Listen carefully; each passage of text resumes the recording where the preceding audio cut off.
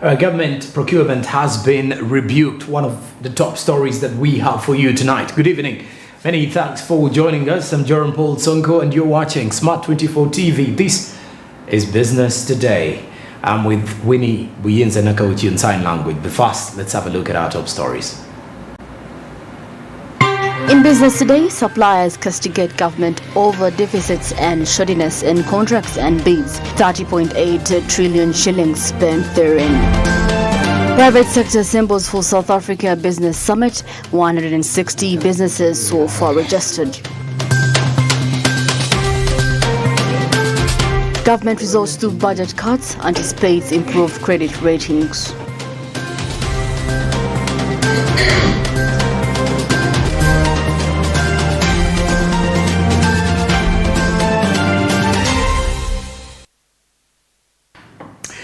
All right, now let's get right on to it. Now, the government has spent 30.8 trillion shillings. That's over 60% of the national budget on procurement of goods and services, supplies and works in local governments. However, the regulator of such, the Public Procurement and Disposal of Public Assets Authority, has been attacked by suppliers on allegations of shoddiness and default during the National Suppliers Forum. We have more in this report. The Public Procurement and Disposal of Public Assets Authority, the principal regulatory body for public procurement, has come under fire as suppliers at the National Suppliers Forum castigated it over delayed payments and shoddiness in the bidding process believed to have affected their businesses. Talked about contractors who are paid when they have not finished the work. Is he really concerned about contractors who have finished the work and are not paid? Because this is what is murdering, I can put murdering in quotes, our suppliers. I don't know whether the ministry is bothered or anybody is concerned about suppliers who are getting out of business because they have supplied government and they are not paid. And we have also had issues where they issue maybe a contract in January, but we have to wait for the payment to come out in June. So the delay of works that you talked about is because I cannot put my funds there, complete a job where I know I will be paid in June. It's better I start on it in May and complete by June, then I receive my payment. Government's electronic procurement portal, EGP, has as well been criticized as inefficient and further grievances cited with the authorities' planning believed to continuously block suppliers in the developed industry from participation. We have a problem of procurement planning. That is why we cannot even be paid. You get a procurement entity, they design the document, they do the evaluation, they award the contract. KCCA partly affirms the grievances and underlying factors such as budget cuts, encourages the Ministry of Finance to address the matter effectively. We plan with budgets, but really as Ms. Commissioner, my senior, is based on a quarterly basis, especially for government of Uganda funds. And of recent, we've experienced a very big challenge with even budget cuts on contracts which have already been signed. So I think you raise this to the PSST. It's a reality.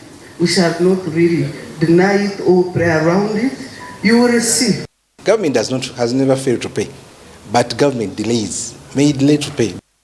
The Private Sector Foundation recognizes the conflict and announces a catalytic fund to help some of these suppliers access finances, match the retaliation of PPDA.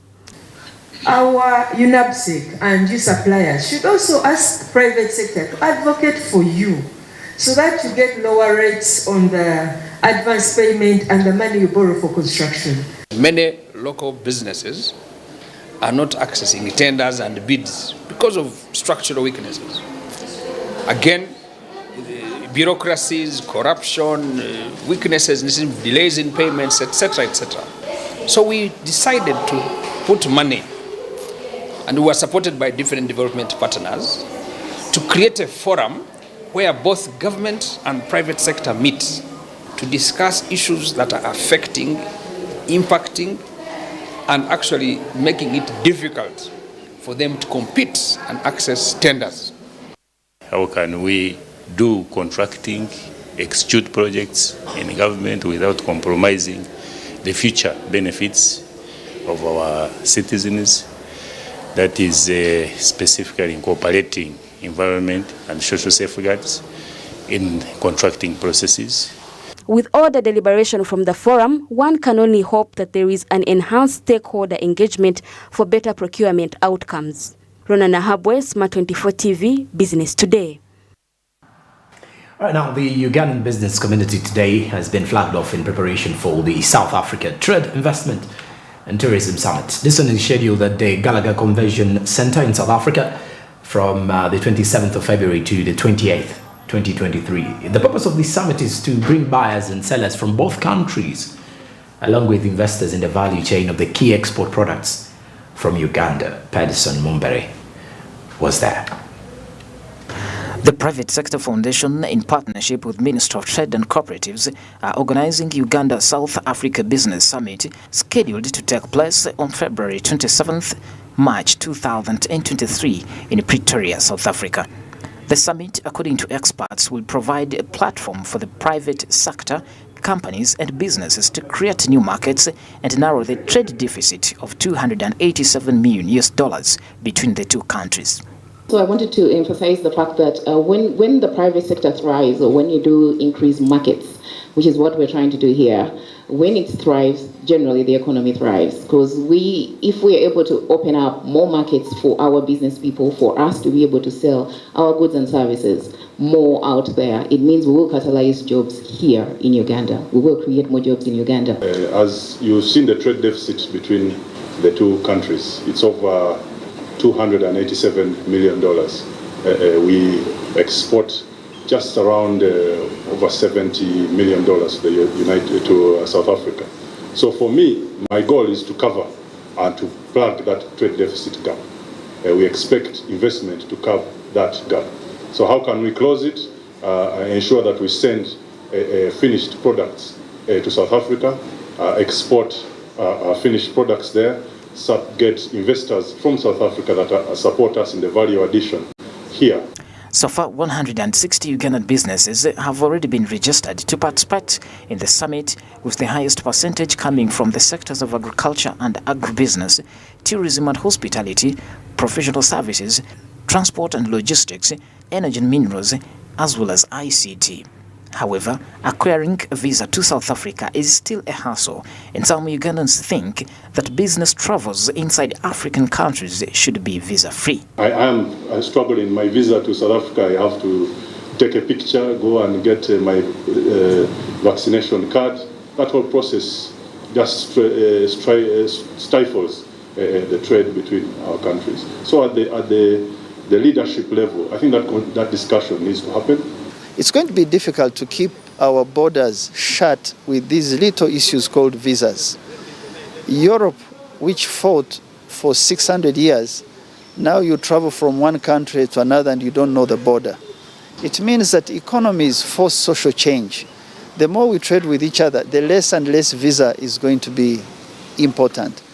But since it is still here, we take measures like AfCTA to make sure that the visas for those who are exporting, not abagendo kuchara, not the ones who are just visiting, you have to take your beef and talk to the biltong producers. You need time. You can't spend 2 days for an opportunity you want. You need more time. So we'll speak about these issues with South Africa because they too have issues with us. The Chairman Presidential Advisory Committee on Exports and Industrial Development, Audrey Krovogo, further emphasized Uganda's need to grow export revenue, especially in Africa. He requested Ugandan business community traveling to South Africa to conclude deals and attract investors in order to achieve the growth in export revenue by $6 billion over the next 5 years.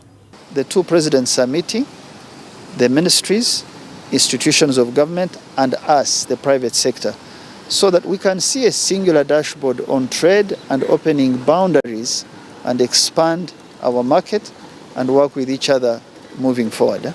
South Africa is one of the Uganda's fastest growing sources of foreign direct investment and is leading in telecommunication, banking, energy and many others.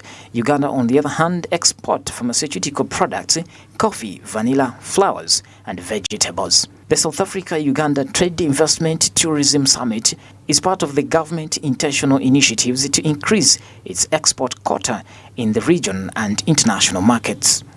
Pedson Mumbere, Smart 24 TV, Business Today. Now let's talk about managing credit rates. In an effort to cut back on the borrowing and lower Uganda's debt levels, Ramadhan Gobi, the Permanent Secretary to the Treasury, said that the budget cuts will be made.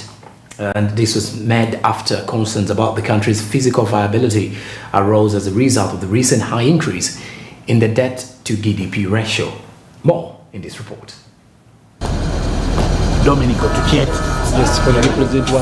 According to the previously released budget call circular, the government expects to save up to 108.5 billion shillings from the prohibition on international travel, workshops and other non-essential expenses. The nation is making these budget cuts in an effort to cut back on borrowing in order to lessen the nation's steadily rising debt burden. This action is anticipated to send a strong signal to investors and other stakeholders about Uganda's commitment to fiscal restraint and sustainable economic growth, particularly considering Uganda is still a developing country as investors are the core of its growth. It's because of government deliberate policy.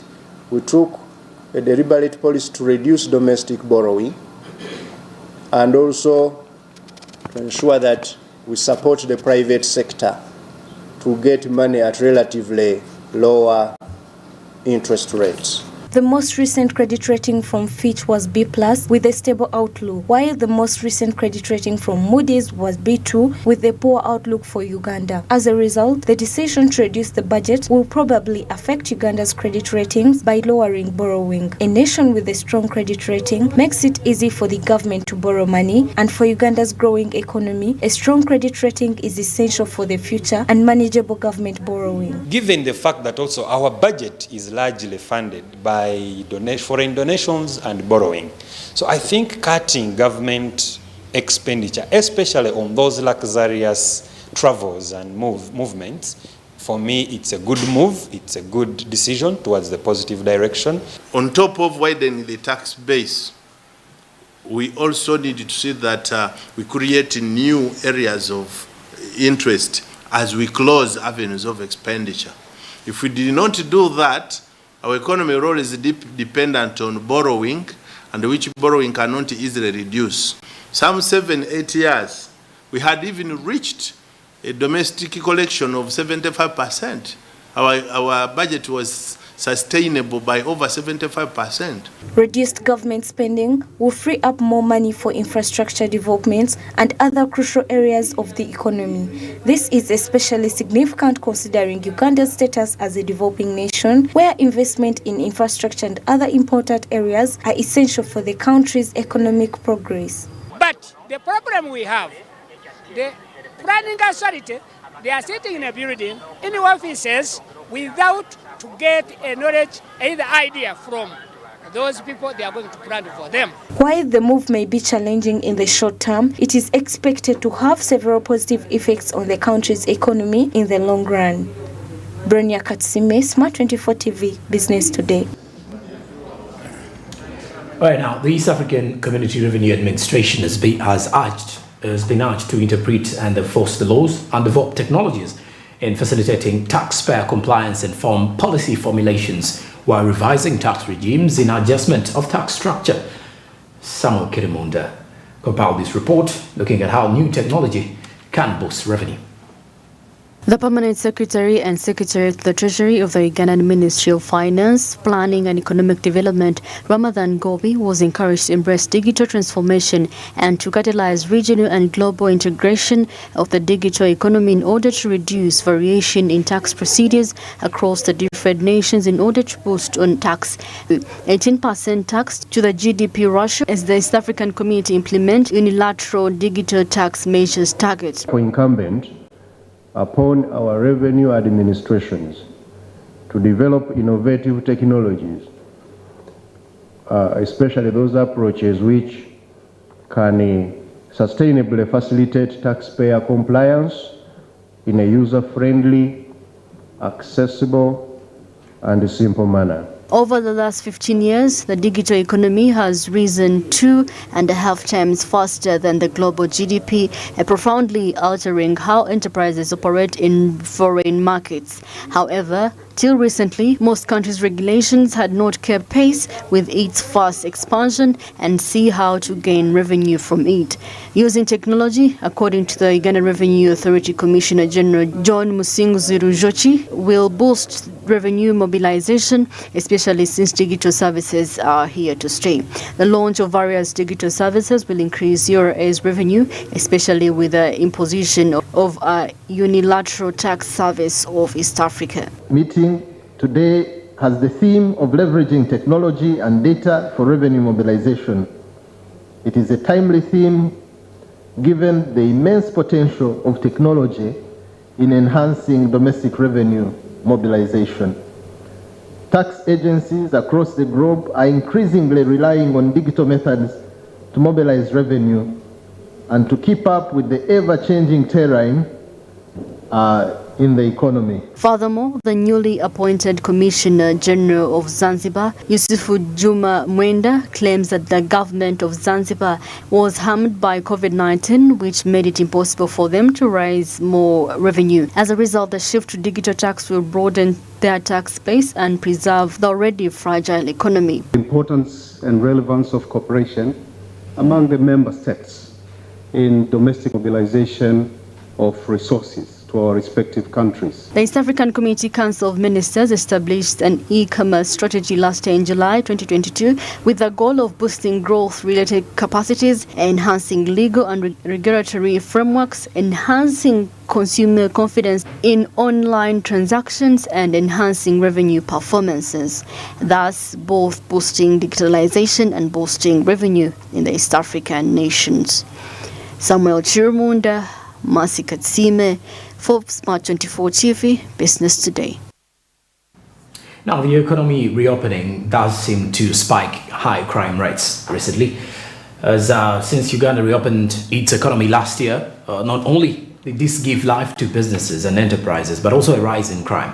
According to the annual crime rate report of 2022 released by the police today, 13,202 economic and corruption cases were registered, 456,993 traffic cases, and 6,854 cases of robbery, plus 561 land cases, among others, representing an 18% increase on average. Now, a total of 19,304 cases were reported per month, and the highest number of criminal offences recorded in October and September. Despite such figures, the IGP has commended the police force for the fight put up. We have more in this report. In 2022, we note that there was an 18% increase in the number of crimes reported to police, from 196,081 cases that was reported in 2021 to 231,653 cases, mainly due to the full opening of the economy after the COVID-19 lockdown and growing confidence to report crime to police. The management of UPF has also focused on improving the welfare of personnel, especially in terms of accommodation, to enhance performance. I urge all Ugandans to continue the fight against crime for a safer Uganda. As we release the police annual crime report for 2022, we want to assure the public that in 2023, the focus will be to remodel our process to support the sub-county policing model, welfare enhancement, and digitalization of our processes for enhanced law and order.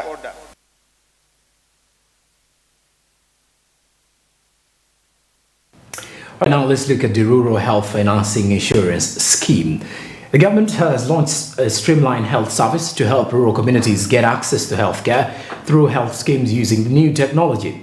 The Minister for Cooperatives, Frederick Ngowi Gume, urged the public to involve in savings so that they can benefit in the insurance services. Samuel Chirumunda has details.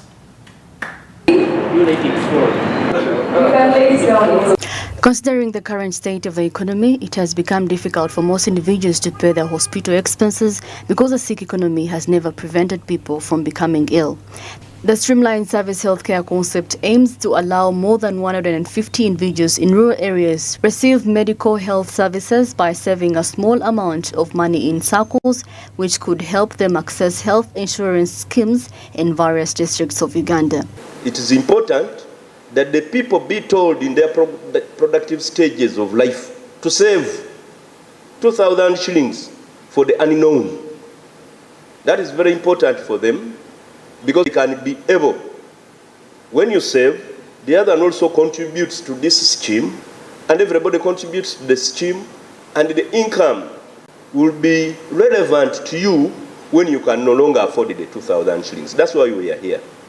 More than $350 million has been invested in technology, the construction of 42 hospitals in Uganda, and research that will involve 8,000 rural healthcare community households participating in random trial drivers. It means that people who have insurance come to the hospital earlier and their conditions are treated earlier, while those who don't have, of course, have to first mobilize funds, and by the time they come it is too late and have gone into complications. The government put more emphasis on people to save in groups of 20 in order to be eligible for the project and contribute to its success. The COVID experience showed us that there was nobody who was immune to this catastrophic expenditure. So whether we are rich or poor, but definitely the more vulnerable are much more affected than one. So we need insurance.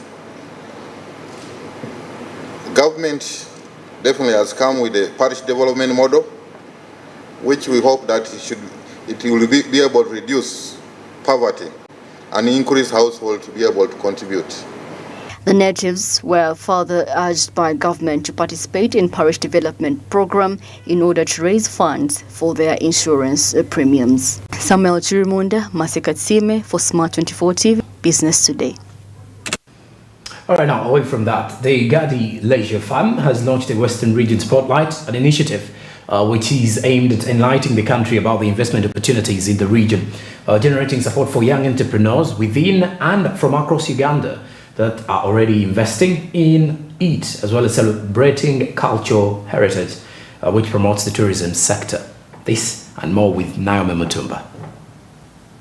Speaking at the launch of the initiative, Professor Goodla Naiga Basaza, the founder of Good Leisure Farm, revealed that the Western region hosts numerous investment opportunities, which the private sector must aggressively expose to attract investment partners, especially this being a window for the skilled youth.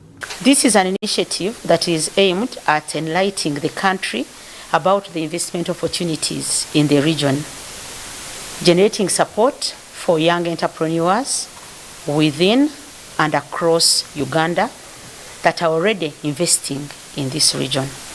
With the help of the Western Uganda Business Symposium, the Ugandan business community will be able to spot investment opportunities and build long-term plans to promote regional development. This will also serve as means of highlighting incentives that the government has put in place to help the business community's development initiatives in the area and the various ways they can be accessed. We are trying to position our youth to benefit from this emyoga, because at first it was very difficult. The policies which were there, people should be in one area, should be in what, but that was adjusted, and we believe that our youth are going to benefit in emyoga because they qualify. Because people benefiting in emyoga, they are clustered according to what they are doing. The spotlight is basically like throwing light onto the entire region to show us where are the opportunities in these areas, where can we be able to help as individuals, as government, as different private bodies, how can we come in to tap into the opportunities that are in these areas. The symposium will host illuminating discussions about the business opportunities in the region. It will also offer strategies for would-be investors interested in exploiting these opportunities. The symposium will also give the different interested people information about the region, its evolution, its history, the different business opportunities, the different investment opportunities, and the social economic benefits of being in the region. The youth from Western region that have acquired some of the agripreneurs' skills have shared how this initiative has enabled them sustain their day-to-day lives. My goal is to earn a poultry farm, and it will be the best poultry farm in my district. It will be training other youths in order for them to also get the opportunity to develop the ideas that I have developed. The organization has established a network of 1,100 and 2,900 youth in 740 parishes throughout 27 districts in all regions of Uganda. It has developed 600 youth agripreneurs champions from 100 parishes in the Western region. These have now returned to the region and nurtured over 10,000 out-of-school youth and 12,000 young agripreneurs, engaging them in value chain-linked agribusinesses. Naomi Mtumba, Smart 24 TV, Business Today.